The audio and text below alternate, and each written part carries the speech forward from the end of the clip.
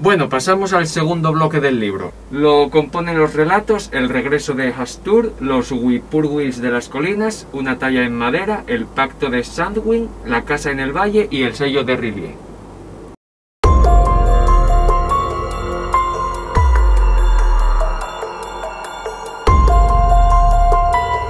El retorno de Hastur tiene telita. El protagonista recibe la funesta noticia de que un familiar suyo se ha muerto. El familiar, por supuesto, era fanático de lo ocultista, de lo misterioso, vivía en una mansión muy gótica, muy de Edgar Allan Poe, y cuando va a tal lugar para, bueno, darle sepultura a su ser querido, lo entierran en su panteón familiar, ahí al lado de la mansión. Va también a, bueno, mirar los acuerdos del testamento, y hay un segundo personaje que tiene ciertos intereses opuestos a los suyos con respecto a lo que deja el testamento. Y es que este familiar que ha perecido exige rotundamente que se quemen ciertos documentos y ciertos papeles que, bueno, se conoce que él había leído y lo habían perturbado, y bueno, no concede la oportunidad a que se miren, se repasen o que queden como legado suyo. Tienen que ser destruidos por completo.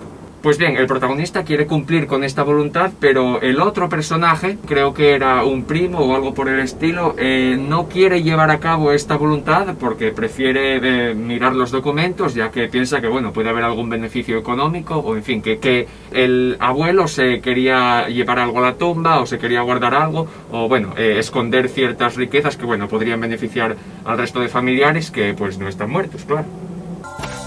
Tú eres tonto, ¿verdad? Así que el protagonista, bastante reticente, al final cede y terminan por no quemar estos papeles, y tanto este como su primo pues acaban por leerlos y, en fin, descubren de nuevo todo el esquema que presenta August Derleth de el principio de dioses arquetípicos contra dioses primigenios que los expulsaron, batallaron también contra los dioses exteriores, y bueno, de forma muy similar a relatos anteriormente vistos, pues los dos se quedan en la mansión y experimentan fenómenos paranormales de los que ya hemos hablado, lo de los vientos siderales que suenan pero no traen aire con ellos, sonidos acuosos de chapoteos subterráneos como si hubiese una cavidad con agua bajo la mansión por la que transita algún ser gigantesco desconocido, se oyen gorgoteos, succiones, etc. Bueno, pues muchos fenómenos auditivos que perturban a los protagonistas. Y el relato sigue así, reiterándose en estos sucesos. Y bueno, termina con el protagonista y su primo presenciando un acontecimiento de horror cósmico inexplicable que solo pueden entender vagamente por los documentos que no debieron leer. Y el arrepentimiento viene, pues claro, de poder entender muy básicamente lo que tenían delante, aunque fuese algo completamente antinatural. Y es que sencillamente la casa se viene abajo en una especie de colisión de vientos o de fenómenos subterráneos. Se oyen gritos en el cielo, destellos, los cimientos de la casa arden en llamas. Y desde la lejanía, bueno, de la que ven el derrumbe de la edificación, el su primo y las autoridades a las que llamaron, pues ven una forma informe que se desplaza por las praderas y acaba volviendo a los cimientos derruidos de la casa. Y lo más significativo es que aquella cosa, lo que fuere, pronunciaba las palabras Tekelili, Tekelili. Como twist final resulta que alguien había irrumpido en el panteón, había exhumado la tumba del abuelo, y al final del relato, bueno, pues se acaba encontrando el cuerpo cerca de la casa y se describía el cadáver algo así como oscurecido, de un tono azulado, escamoso, viscoso, con un tacto húmedo y con una especie de branquias a los lados del cuello. Ah, sí, pues vale, muy bien. Vaya viajecito. Yo a este relato le puse un 3 porque a pesar del título no hay nada que vincule a la historia con Hastur, no se desarrolla nada nuevo, simplemente se repite el principio de dioses arquetípicos contra primigenios, y hay un desbarajuste de referencias muy raro, porque el chiste era que el hombre que murió tenía una especie de pacto con Hastur de ser el recipiente de la esencia del dios, pero eso no te lo dan a entender en el libro sino hasta el final. A lo largo de la historia en ningún momento se desarrolla que cierta entidad habite en otros cuerpos, cómo llega Hastur a nuestro mundo, cómo sobrevive, qué lo conecta con sus adoradores. No se elabora nada en torno a Astur. Simplemente pasan los mismos fenómenos que, bueno, ya son redundantes porque se vieron en relatos anteriores. Y al final es todo un batiburrillo de referencias lovecraftianas inconexas, porque a pesar de que Astur está en el título de la historia, no se le hace demasiada alusión. Te meten encima el tema de los sonidos referenciales al agua, los chapoteos, cosas que tú entiendes que se refieren a Cthulhu, pero Cthulhu no es una figura céntrica en este relato. ¡Esa leyenda es una patraña! Y al final, después de hacer referencia a Hastur y a Cthulhu sin que Cthulhu pase por la historia, metes el Tekelili, que se reconoce como la llamada que mandaban los Shoggoths al final de En las montañas de la locura. Y tú, si eres conocedor del lore de la mitología lovecraftiana, reconoces sus criaturas y de dónde provienen, te preguntas,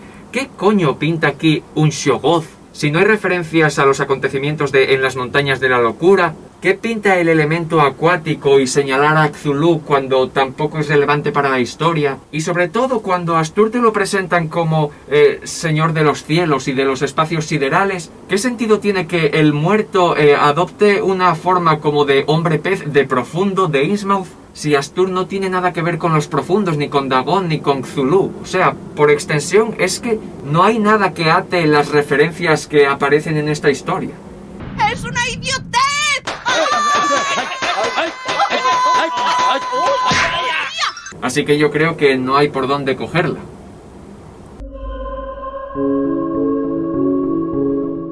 Bueno, esta historia está bastante bien. Se emplaza en un entorno rural. Trata otra maldita vez sobre la desaparición de un familiar que vivía en un pueblo, en una casa, bueno, particularmente dañina para la salud mental del resto de vecinos. Se creía que el personaje que la habitaba era demasiado curioso, con aficiones demasiado perturbadoras, y llevaba a cabo actividades, bueno, que las veía con muy mala fe la gente pueblerina, como no. Pues cuando este personaje desaparece, vuelve a entrar en juego el típico personaje de Derleth, que bueno, es una persona hetera blanca, no cree en lo oculto, pero tampoco descarta los misterios. Siempre se presenta como una persona sana, que usa la lógica, pero que bueno, cuando le relatan cuentos de brujas, accede a investigar por su cuenta y bueno, progresivamente ya se va convirtiendo en un personaje típico de Lovecraft que ve cosas incomprensibles, se topa con el horror cósmico y bueno, acaba asumiendo eso, que el mundo es muy pequeño y que hay fuerzas exteriores mucho más inconcebibles de lo que jamás se pueda imaginar. El protagonista, según llega a la casa, bueno, pues hace sus arreglos, se compra sus suministros, empieza a investigar por qué desapareció su familiar, que es un MacGuffin ahora que lo pienso, porque al final de la historia tampoco tiene mucha relevancia el caso de esta desaparición. No se vincula a lo que le ocurre al protagonista al final, sino que, bueno, el argumento tiene una especie de giro de tuerca por el cual la verdad es que lo considero uno de los mejores finales del libro. Está muy bien llevado y es muy delirante a nivel lovecraftiano.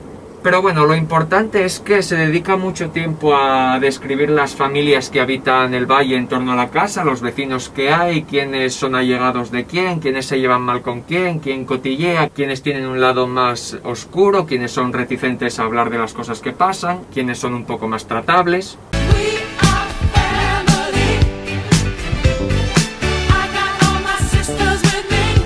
Pero lo más importante sería el elemento temático de los Whippoorwills, que si mal no recuerdo es como llaman a los chotacabras, pero la gracia es que hace referencia a el horror de Dunwich. Y bien, lo que pasa con estos animales es que son unos pajarracos de muy mal fario, porque este relato, siguiendo la tradición de El horror de Dunwich, usa el recurso popular de que cuando alguien muere, si los Whippoorwills o chotacabras cantan, es porque han atrapado su alma y se la han llevado al infierno. Sin embargo, si no se oye el canto de estos pájaros, significa que el alma ha ido a parar a otra parte y puede volver y encantar el lugar o, bueno, hacerle mal a los que se quedan vivos. ¡Eso también es una patraña! La cantidad de pájaros que hay en esta historia es nivel Alfred Hitchcock. Aparecen Whippoorwills no solo en los árboles, en las vallas, en la pradera, sino que rodean toda la casa. Se suben al tejado, se pegan a las ventanas, se diría que acechan al protagonista. Y no se sabe si es por el protagonista en sí, su vinculación al personaje misterioso que desapareció, o bien porque este dejó algo sin hacer en la casa o hay algún elemento dentro de esta que atrae de alguna manera a los pájaros y da a entender que hay pues material de brujería o algo paranormal por ahí. A mí no me preguntes, solo soy una chica. Y bueno, la historia gira en torno a cómo el protagonista va cotilleando por la línea de teléfonos que es compartida entre todas las viviendas del valle, las cosas que dicen sus vecinos. El rechazo que sienten por él, el miedo que tienen a que pase algo horrible, que es algo que también tiene que ver con las prácticas que hacía el familiar del protagonista y se presume que es por lo que desapareció. Y entre la perturbación de las sospechas de los vecinos, el misterio que rodea la desaparición de su familiar y el graznido infernal de los Whippoorwills, el protagonista va teniendo sueños. Otra cosa bastante llamativa y que trae familiaridad, y yo de hecho creo que convierte a esta historia en una secuela espiritual del horror de Dunwich, es que el protagonista va a interrogar a ciertos vecinos. Y unas de las vecinas tienen unos sirvientes que poseen el apellido Whateley. Y de hecho se llega a confirmar que al otro lado del valle donde vive toda esta gente está Dunwich, que es donde residen los Whateley. Y bueno, por todo el compendio de horror cósmico, suspense y grandes acontecimientos que ocurren en esa novela, pues se puede intuir que un personaje con el apellido Whateley en esta otra historia, en fin, da de qué hablar. De todas formas, al final no se convierte en un villano, pero sí que llega a intentar prender fuego a la casa del protagonista, del familiar del protagonista, porque no lo quieren ahí. Creen que tiene demasiado apego a las actividades que hacía su familiar y quieren echarlo de ahí a toda costa porque, bueno, la seña de esa cantidad de Whippoorwills que no dejan dormir a la gente y que están todo el día como centinelas de este lugar, bueno, es un signo evidente de que va a pasar algo muy gordo. Los vecinos están muy asustados y, bueno, algunos de ellos llegan a irse a la ciudad, marcharse de ahí, irse con otros familiares, porque se intuye que está por pasar lo peor.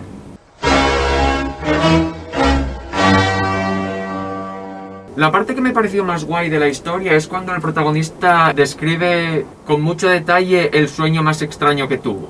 Y habla de un paisaje alienígena, una flora de enorme envergadura, y entre estas selvas incatalogables que no parecen de la Tierra hay ciudades con unas enormes torres de basalto y unos seres vivos que tienen una forma muy similar a estas torres, pero son orgánicos, son una especie de cilindros vivientes con patrones de color, piel muy ajenos a cualquier cosa conocida, y de los que van brotando apéndices como si fuesen ramas o tentáculos que se estiran, se contraen, vuelven al cuerpo, cogen cosas, se alimentan de las plantas que hay alrededor. Y aparte hay unos seres idénticos a estos, pero de menor rango, mucho más pequeños, y usan estas extremidades que brotan y se desintegran para atraer objetos o alimentos a estos grandes seres con forma de torre orgánica. Lo más apasionante es que el protagonista se reconoce a sí mismo como uno de estos pequeños cilindros y tiene la sensación de estar en una corte y de servir a estos seres cilíndricos mayores, como si fuesen sus jerarcas, sus amos. Y en cierto momento cita a uno de estos seres alienígenas como Yog-Sothoth, el más importante y al que todos los pequeños y demás seres cilíndricos tienen que servir. Me he quedado con el culo torcido. Bueno, es otra referencia al horror cósmico de Lovecraft que está muy bien encajado porque Yog-Sothoth también era relevante en el horror de Dunwich. Y bueno, entre canto de los chotacabras, sueños perturbadores, el rechazo de la vecindad, los roces con ciertos aldeanos, los intentos de asesinato y la búsqueda del familiar desaparecido que parece no tener fin, pues se encuentra muerto a uno de los vecinos. Se lo encuentra en un sendero, destripado, desgarrado, pero sin una gota de sangre. Después se encuentra una vaca muerta, luego dos. Pero sospechosamente el protagonista se da cuenta de que ya no hay tantos Whippoorwills alrededor de su casa, ni en las inmediaciones. Sin embargo, la gente sigue acojonadísima y días más tarde muere otro vecino. El relato termina con el protagonista haciendo una confesión, jurando que él no está loco, que no ha hecho nada de lo que se le acusa. Y pasa que las reses que habían muerto y sido desgarradas, así como el vecino al que asesinaron y descuartizaron, había sido el protagonista. Pero el protagonista jura y perjura que no fue él, que fueron los Whippoorwills de las colinas. Y bueno, aquí ya se destaparía el efecto que tenía el canto de los chotacabras en este personaje. Se deduce que no es un efecto aleatorio que enloquece a la gente, sino que le tocó a este protagonista, bueno, porque tenía familiaridad con otra persona que desapareció ahí con anterioridad, seguramente también por causas de horror cósmico. Es algo que no se concluye en la novela, pero bueno, es un buen hilo conductor que enlaza con Dunwich y que bueno, a pesar de ser algo más terrenal, sí que tiene el ingrediente macabro de que el sonido de estas aves te puede enloquecer y llevar a cometer actos de brutalidad extrema y convertirte en algo que no eres tú, que es un animal que solo obedece a un instinto salvaje primordial dentro de nosotros.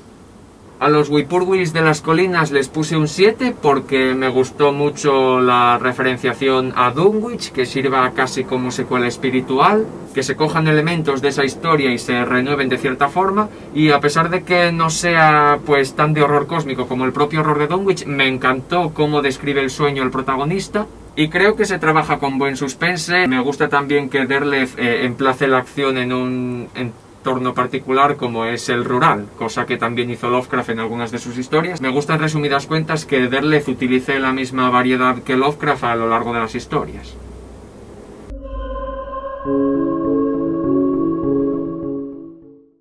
Esta historia empieza con un hombre hablando de un excéntrico amigo suyo que es artista, que le gusta coleccionar objetos ritualísticos, máscaras, cetros, vestimentas, ídolos religiosos, etcétera, todo muy exótico, muy variopinto y bueno, con ese toque de cultura antiquísima que se presume hasta un poco maliciosa. Al principio de la historia el protagonista va a una tienda de antigüedades y compra esa talla que da título al relato y se la regala a este allegado suyo. La figura en sí, como no, es la típica efigie de Cthulhu sentado, salvo que esta vez en lugar de ser una piedra misteriosa, verdosa e iridiscente, pues es de madera. No está mal, pero no es un bol de Special K.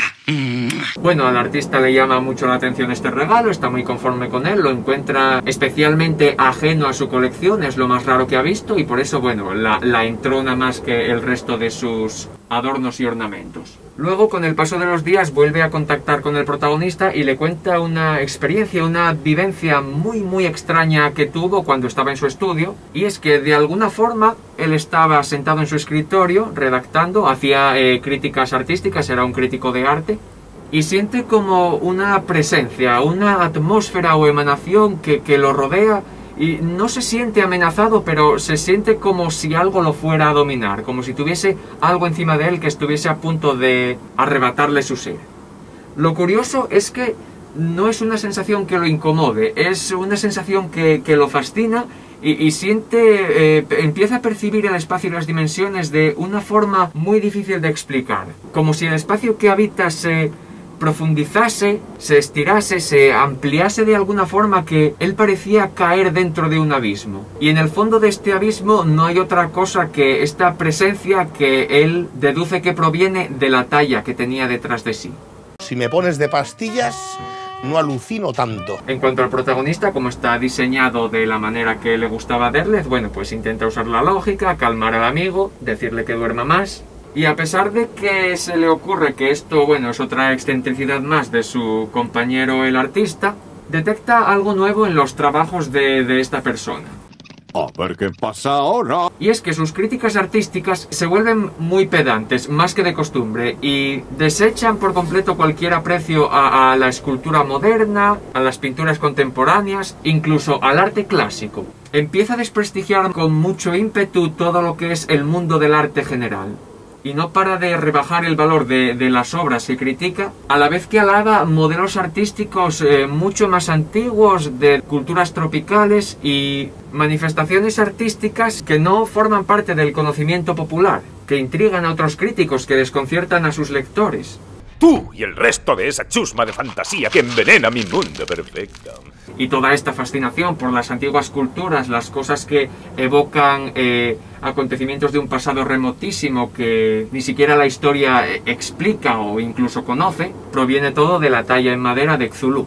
Llega un punto en que el protagonista le da un toque de atención al artista, le pregunta si está bien, por qué tanto interés en el pasado remoto, en todo lo primigenio. Tú eres subnormal, ¿o qué coño te pasa? Y a estas alturas el crítico ya está perturbado por las experiencias que vive cuando confiesa que se siente como obligado a alabar este arte antiguo mientras experimenta estas sensaciones de cambio anormal en el espacio que habita. Y bueno, cerca del final de la historia le manda una carta al protagonista diciéndole que tiene que deshacerse cuanto antes de esta talla de madera.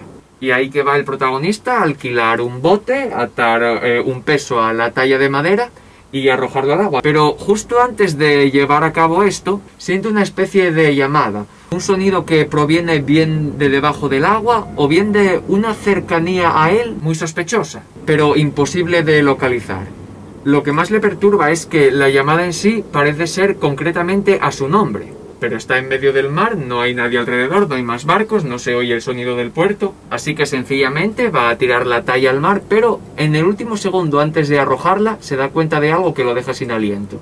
Y entonces recuerda cómo un día que visitó a su amigo el crítico de arte, este le mostró la talla y le preguntó si no detectaba algo diferente en ella. Dijo que era una apreciación muy minimalista, pero aseguraba que los tentáculos de la talla se habían prolongado un poco, estaban un poco más estirados que cuando llegó la talla a su casa. Y dice que le parece como si la figura estuviese intentando agarrar algo.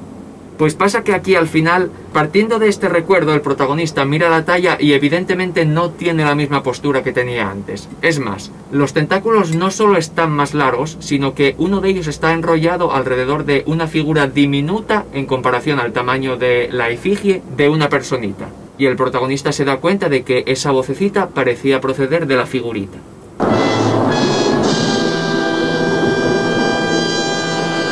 Así que a tomar por culo la figura, hombre.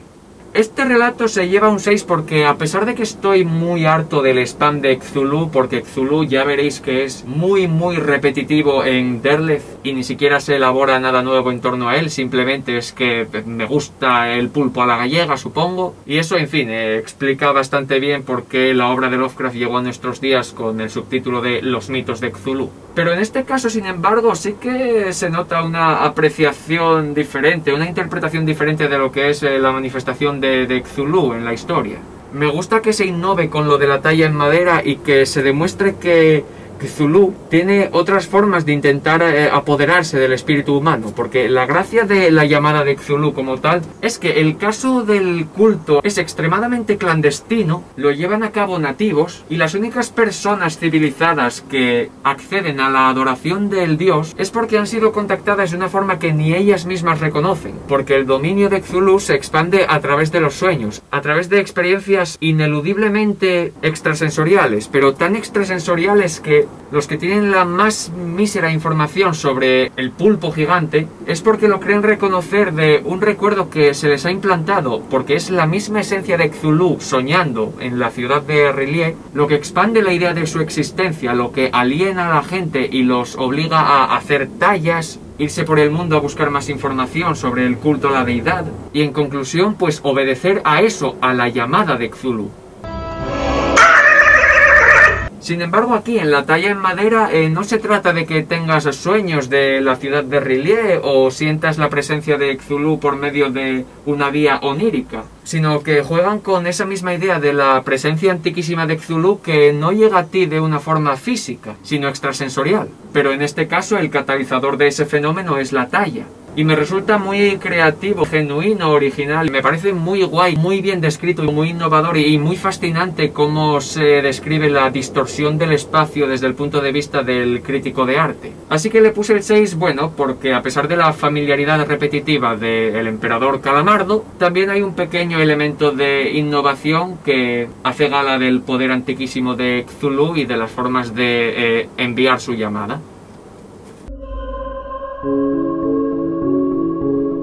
Muy bien, esta historia sigue la misma fórmula que otras anteriores y ya se vuelve a hacer un poco redundante y empieza a delatar ya lo repetitivo y, bueno, los defectos que conforman la fórmula de August Derleth para el horror cósmico. Una vez más, el protagonista es un buen cristiano, con buenas convicciones, con uso de la razón y de la lógica, y cuya mente, bueno, no rechaza lo oculto ni lo que está más allá de la humanidad, pero sí que acaba reconociendo y defendiendo que hay fuerzas malignas en el mundo y que estas fuerzas malignas, bueno, vienen del exterior, pero fueron dejadas en la Tierra encerradas por los dioses arquetípicos. Este es ciertamente un universo desconcertante.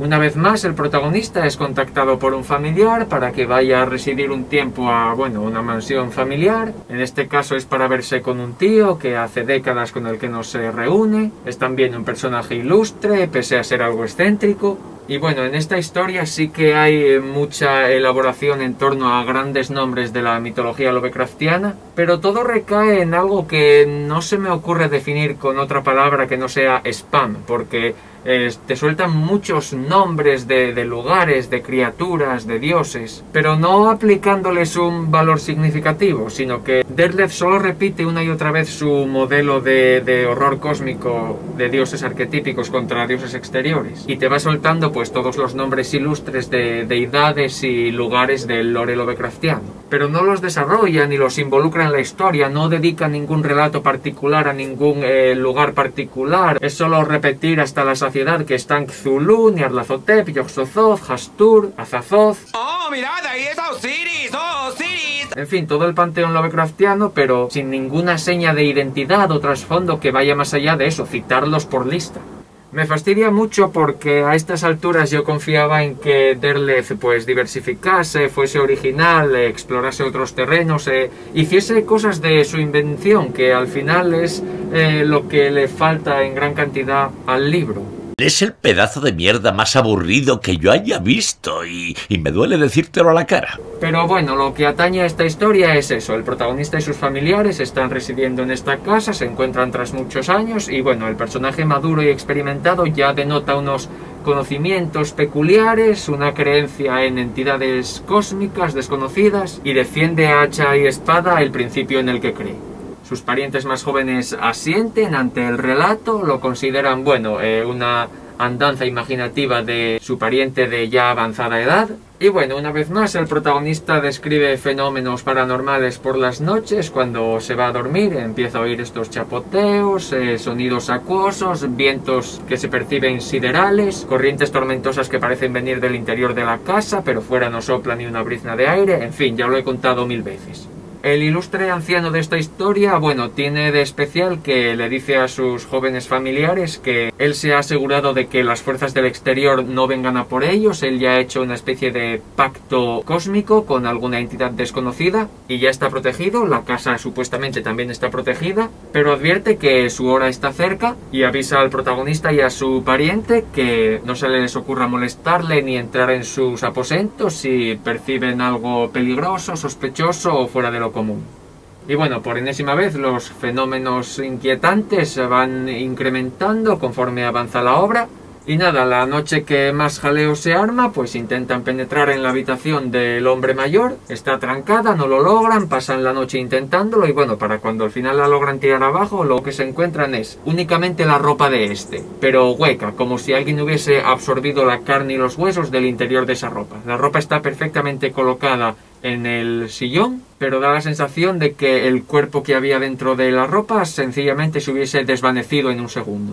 Hay un rastro de agua que rodea el sillón y atraviesa la habitación hasta el ventanal del ático. Y bueno, se hace alguna que otra mención a un dios primigenio con el nombre de Yoigor, que por lo visto era el que había pactado con este personaje ilustre de la familia Sadwin. Y el acuerdo me imagino que es que se llevaría su cuerpo cuando llegase el momento, a cambio de desembarazar al resto de la familia, pues eso, de la amenaza de estas entidades cósmicas. Bueno, a esta historia le puse solo un 4 porque ya me empecé a cansar de las redundancias, vi muy reiterativo el modelo de los dioses arquetípicos contra los primigenios. Ya estaba muy a la vista la poca originalidad de Derleth a la hora de exponer el modelo cósmico, porque simplemente va citando nombres, como ya he dicho. Y en fin, la historia ya llega a un punto en que me fastidia porque hay una carencia de creatividad absoluta. Siempre son los mismos fenómenos, se describen de la misma manera y todo obedece a referencias que realmente luego no tienen nada que ver con el horror final. Y eso, que se echa en falta pues el suspense que había en El Morador de la Oscuridad y la variedad de los escenarios, porque ya cansa meterse en casa de gente vieja que tiene conocimientos de ocultismo y bueno, al final se los acaba llegando cualquier fuerza que el autor ni se molesta en elaborar o crear algo nuevo suyo propio.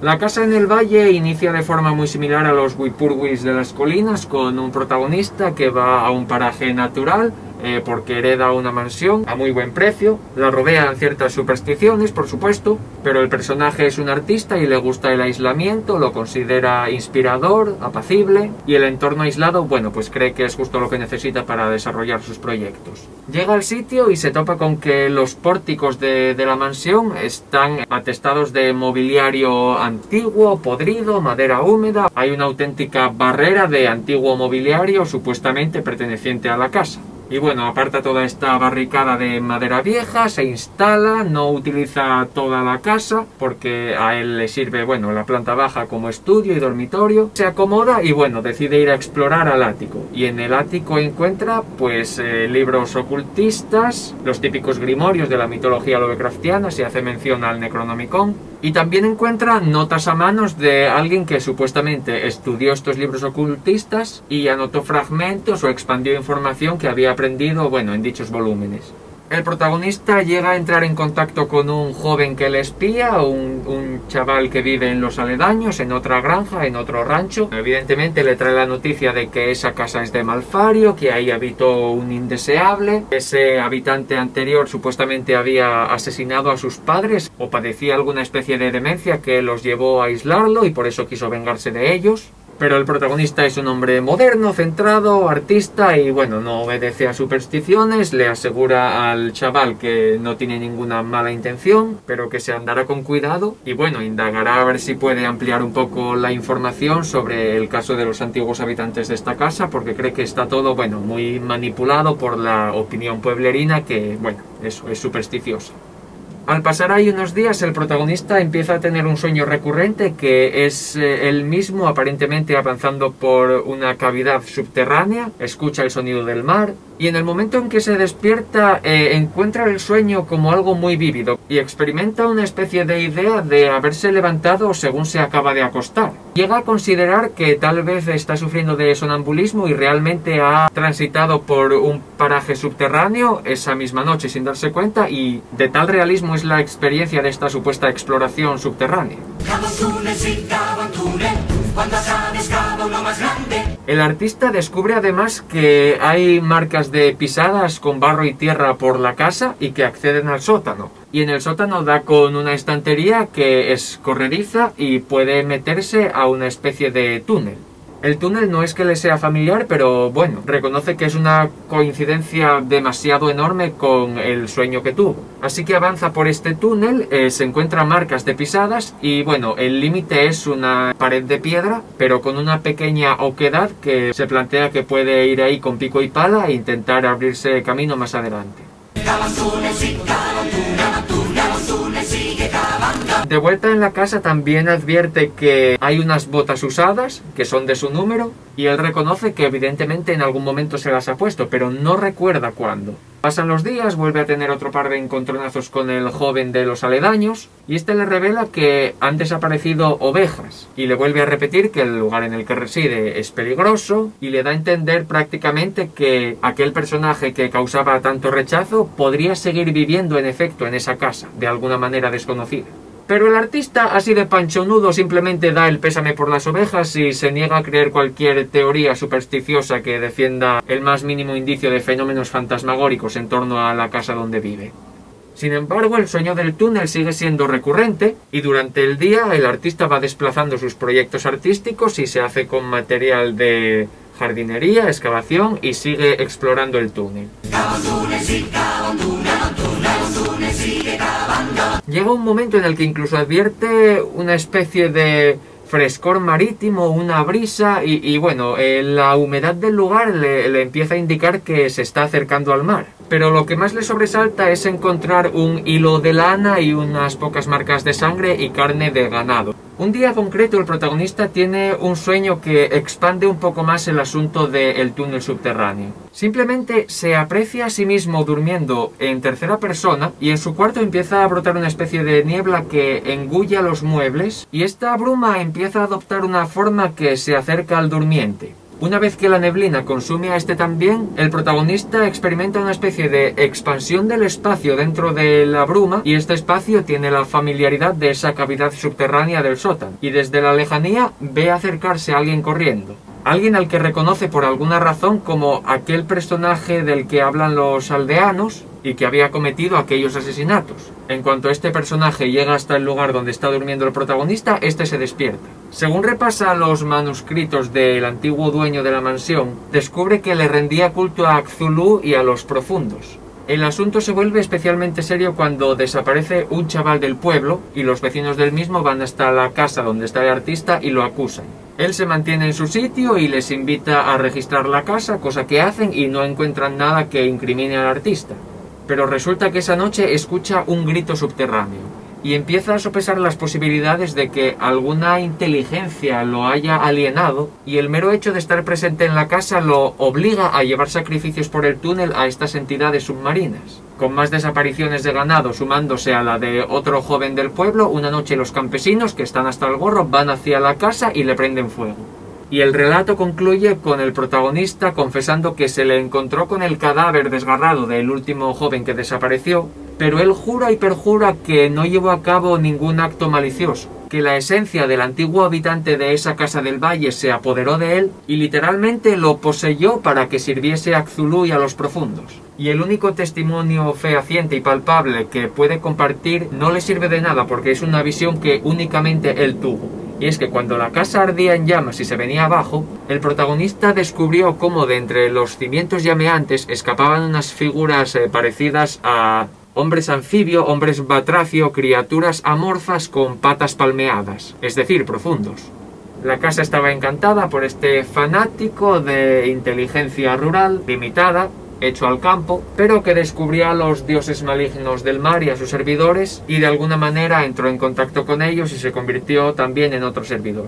A la casa en el valle no sé si ponerle un 5 o un 6 porque realmente es la primera vez en cualquier historia lovecraftiana que hay un elemento totalmente fantasmal y bueno, literalmente una posesión. Pero es que el lugar donde se emplaza la acción no es nada nuevo, las descripciones del lugar no son nada que no se haya visto en otras historias, y ya es muy cargante que el contacto final con el exterior sea, una vez más, cosas del mar, hombres pez y el puñetero Cthulhu. Así que supongo que se quedará en el 5 porque parecía estar construyendo un buen suspense que llevase algo innovador y único que hiciese un poco más diferencial al relato, pero no, al final es tentáculos.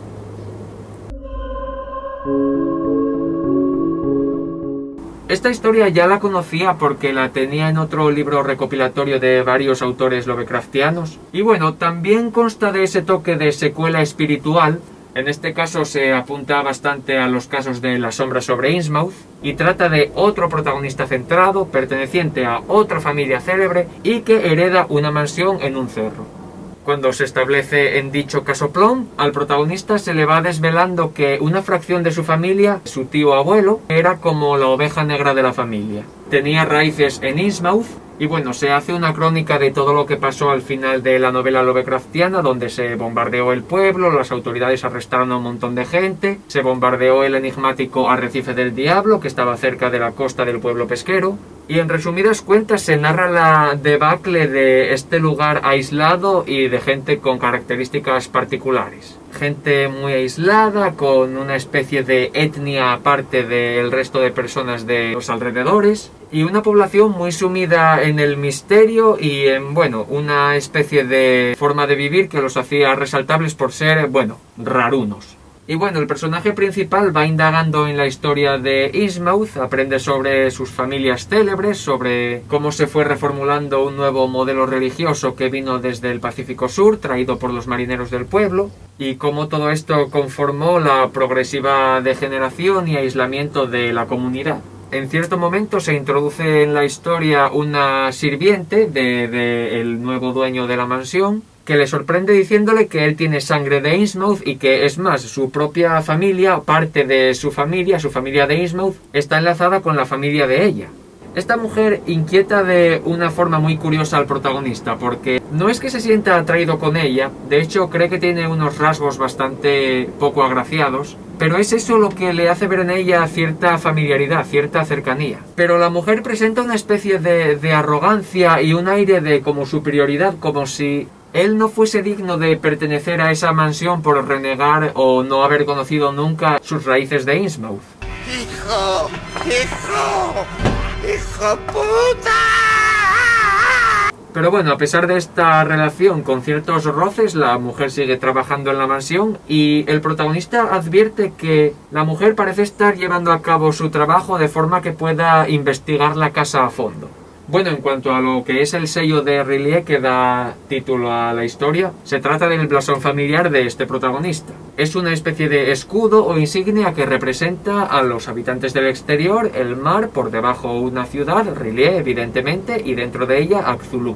El protagonista se da cuenta de que este blasón está por toda la casa, y bueno, sospecha que si la mujer anda buscando algo y ella le ha dado indicaciones de que era pues documentos del familiar que le legó la casa, él se propone que si hay algo que encontrar él lo puede hacer antes porque lógicamente vive ahí y tiene más tiempo para explorar la mansión. Así que eso es lo que pretende ahora, encontrar los papeles de su tío que ella le ha mencionado. Bueno, cuando logra tal empresa, se lo confirma a su sirvienta y a ella le sigue causando rechazo porque cree que el protagonista no es digno del conocimiento que ha encontrado. Cree que no se merece el legado de sus antepasados de Innsmouth. No lo soporto más. Me voy, me largo para siempre. Y con esto la señorita dimite, se va del lugar y bueno, el hombre sigue investigando. Y en los papeles de su antepasado descubre que este andaba en busca de algo también. Más tarde se sabrá que se trata de la posición concreta de la ciudad de Rillié. Y bueno, tras ciertos estudios, el antepasado del protagonista no encuentra muchos indicios de dónde puede estar, pero tras el estudio de los apuntes de su antepasado, el protagonista sí descubre que su familiar emprendía sus exploraciones en el mar justo al lado de la casa, pero no tiene ni idea de cómo accedía al mar si no era pues desde algún punto costero. Porque la mansión está en un cerro y el cerro no permite bajar por los acantilados, no tiene ninguna playa cerca, no hay forma eficaz de acceder al mar desde la casa. Pero un día aparece por la casa la sirvienta de nuevo y le sobrecoge la estupidez del protagonista por no darse cuenta de que la pista principal la tenía delante de sus narices todo el tiempo. Simplemente tenía que mirar el blasón familiar, el sello de Rillié. La mujer se vuelve a marchar, el hombre sigue investigando por la casa, hasta que se le ocurre levantar la alfombra del estudio con el sello de Rillié y se encuentra una marca circular en el suelo que resulta ser una trampilla que eleva el suelo y permite el acceso a unas escaleras que bajan hasta el interior de la mansión por dentro del cerro. Así que desciende y acaba dando con una cavidad submarina que realmente no tiene acceso al exterior a no ser que vayas buceando. Así que se hace con un traje de buzo, se mete por ahí, explora durante un tiempo las inmediaciones submarinas en torno al cerro y en cierto instante empieza a experimentar un deseo inhumano del que él no se siente dueño por seguir avanzando más y más por el lecho marino. Hay algo que lo atrae, pero él tiene la necesidad, él sabe que tiene que retroceder porque se va a quedar sin oxígeno en la escafandra, pero por alguna razón su cuerpo sigue avanzando. Y mientras estas dos fuerzas opuestas luchan por hacerse con su voluntad, el oxígeno se acaba, pero en el último instante el hombre ve que se acerca nadando a él una forma, esta forma lo libera de la escafandra y del traje de buzo, y lo deja como Dios lo trajo al mundo por el mar. Y ante su sorpresa, el protagonista descubre que puede respirar bajo el agua, y la figura que lo ha salvado no es otro que la mujer que tenía de sirvienta. ¡No me jodas! El hombre, dentro de su asombro, sigue con mucha gracilidad bajo el mar a la mujer hasta un lugar donde se sientan a observar Innsmouth desde lejos, y se revela que han nadado hasta el arrecife del diablo, y que tanto el protagonista como la mujer son descendientes del agente pez de Innsmouth y por lo tanto, en calidad de híbridos de los profundos, pueden subsistir bajo el mar y están hechos para vivir ahí debajo. Por eso el hombre siente esa voluntad y ese impulso a seguir estar dentro del mar y avanzar dentro de él. La mujer entonces le confiesa que el proyecto de su familiar no era otro que el de encontrar Rillié, adorar a Cthulhu y bueno, formar parte de todo el culto de los profundos a el gran dios marino. Así que el desenlace de la historia es que estos dos personajes, ahora hermanados por sus orígenes, se hacen con una embarcación y recorren el mundo para intentar encontrar el punto exacto de la ciudad submarina de Rillié. Lo último que se sabe de ellos es que la última tripulación a la que contrataron los vio desaparecer cerca de una isla cuando lanzaron fuera de su bote y empezaron a sumergirse y no volvieron a salir a la superficie. Como mola. Yahoo.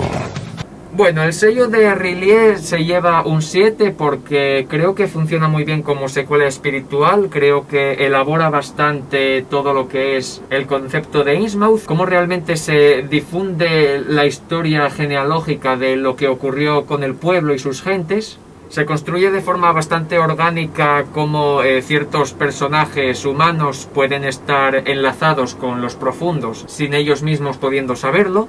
Y de esta manera tampoco me resulta sobrante la presencia de R'lyeh y Cthulhu en esta ocasión porque es todo muy natural y muy orgánico. Está todo orientado al mar, a las profundidades y bueno, al culto al gran dios Calamardo. Además no hay tanto spam de mitología lovecraftiana y nombres y deidades, sino que bueno, todo está dentro de este pequeño universo que se construye en torno a la sombra sobre Innsmouth. Y además un dato particular bastante aparte de todo lo que es la obra, pero que me encanta y que no he encontrado en más relatos del libro, es que por primera vez se cita la meseta de Leng como un lugar transdimensional, que existe en una dimensión y en otra simultáneamente, o sea, en el mundo onírico y en el mundo terrenal.